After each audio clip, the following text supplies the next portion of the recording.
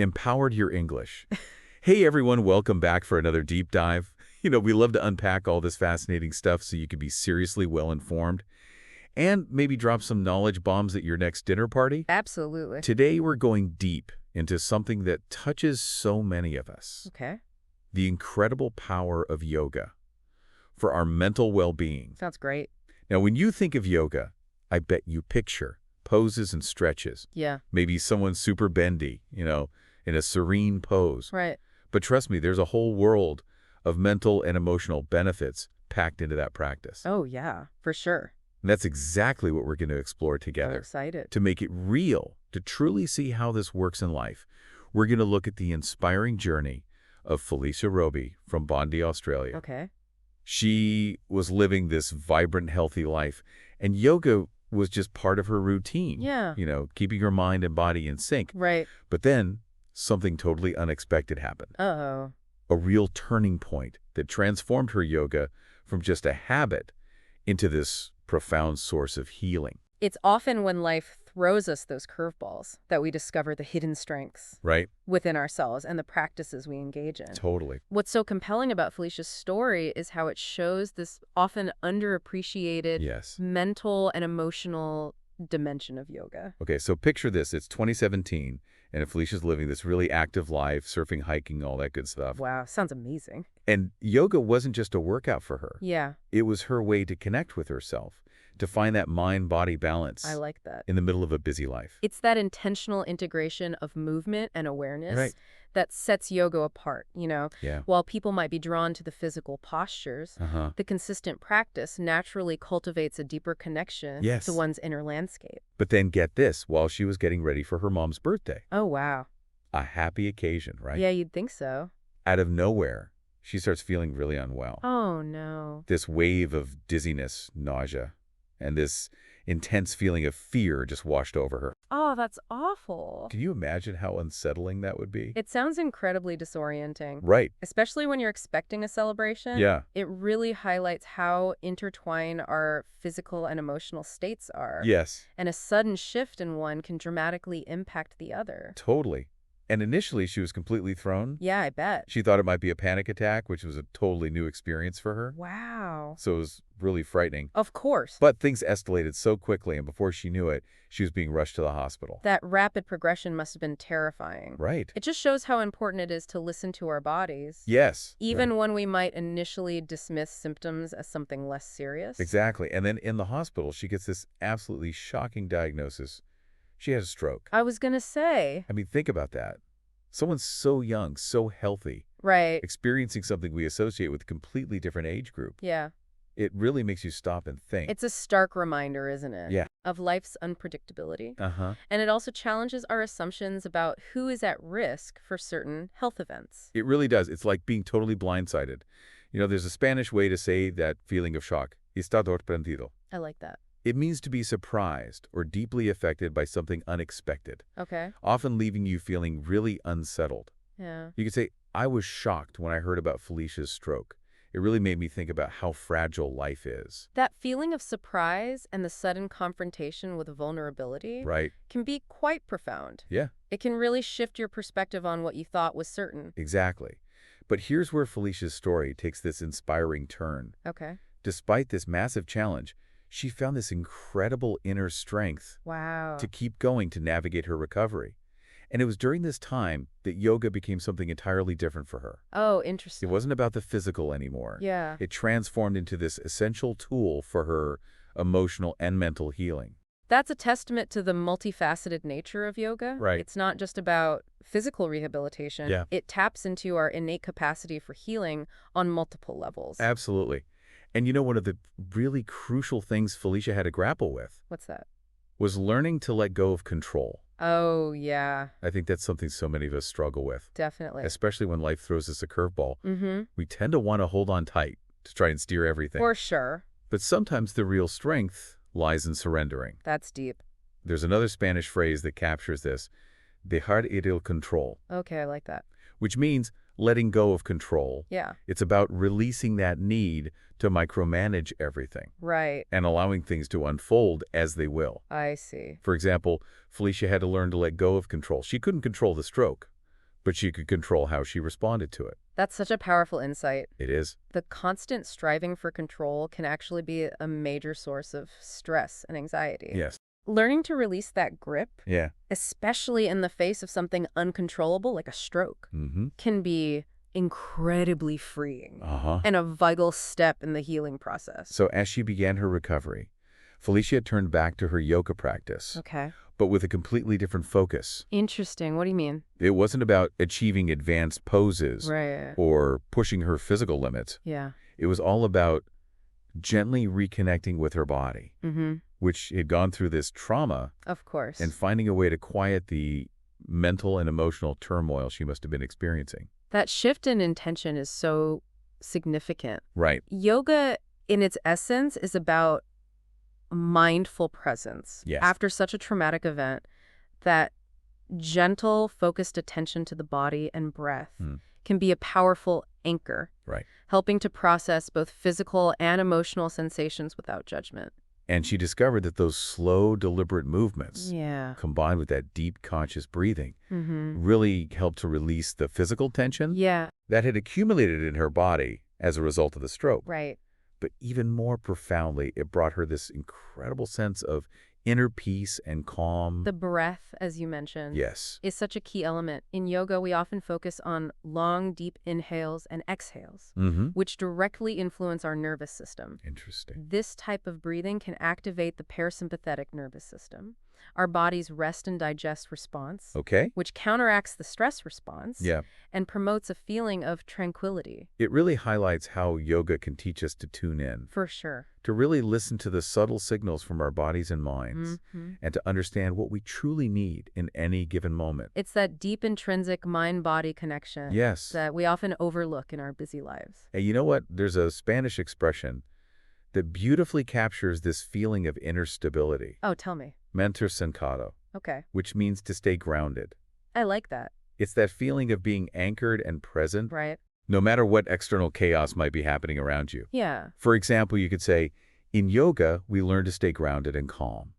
It's a fantastic tool for managing anxiety and stress. That feeling of groundedness Right. is particularly valuable during times of upheaval or uncertainty. Yes. It provides a sense of inner resilience, a point of stability that you can return to amidst the storm. Absolutely. And looking at Felicia's journey, we can really extract some incredibly powerful lessons Okay. that you, the listener, can take away. Great. The first one that really jumps out is resilience. Resilience. She didn't just get through this, she truly thrived in her recovery. Amazing. And when we say thrive, we mean she flourished. She grew. Why? The Spanish word for that is prosper. Okay. It means to grow or develop well, Uh-huh. especially after facing significant challenges. I see. For example, Felicia didn't just survive the stroke, she thrived with the help of yoga, finding a new depth and understanding of herself. Wow. What do you think makes yoga such a powerful tool for cultivating that kind of resilience? That's a great question. Yeah. I think a key aspect is the way yoga encourages us to meet ourselves where we are,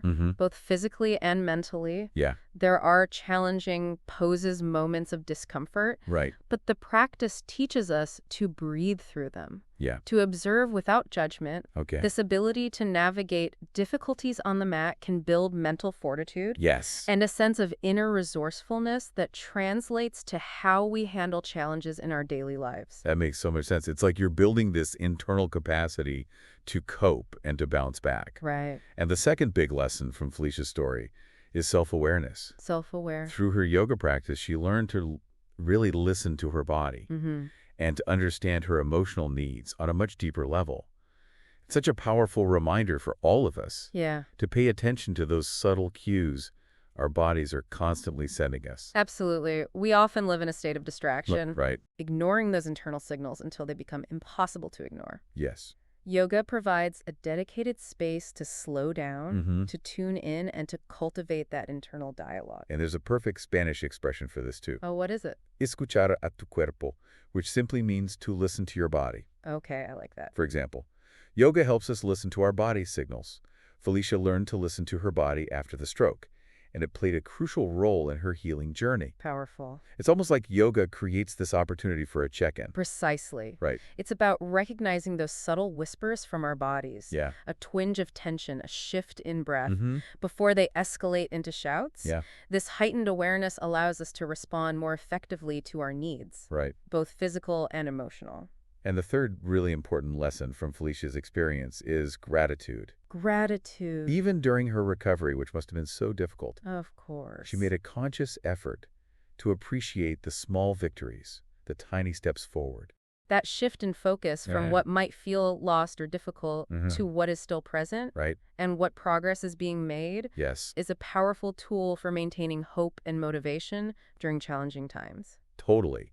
How do you think the practice of yoga might foster this sense of gratitude? That's interesting to think about. Right. Maybe it's the focus on the present moment, Yeah. the appreciation for what your body can do in that moment, Mhm. rather than dwelling on limitations. And the Spanish expression for this positive outlook is mantenerse positivo, Okay, which means to stay positive. right. You could say Felicia stayed positive during her recovery by focusing on the small things she could do, like taking a deep breath or stretching gently. I think you're right. Yeah. The mindful movement and breath work can cultivate a sense of appreciation for the body's capabilities, Yeah. even in a state of recovery. Right. And that conscious effort to notice and value the small steps forward Uh-huh. can indeed foster a more positive mindset.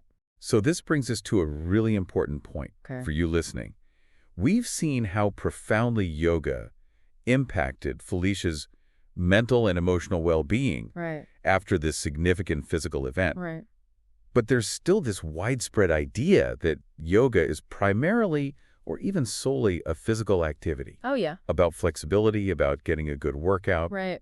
What are your thoughts on that common misconception? It's understandable, Yeah. given that the physical postures are often the most visible aspect of yoga. Mm-hmm. However, to view it solely as a physical practice is to miss out on its deeper dimensions. Yes. Felicia's experience beautifully illustrates how it can be a powerful tool for mental and emotional well-being, For sure. even in the face of extreme adversity. Her story really shines a light on how yoga is so much more than just a physical exercise. Absolutely. It's deeply intertwined with self-awareness, with managing stress, with building that inner resilience we talked about. Right. It provides us with these incredible tools to bolster our mental health. Yeah.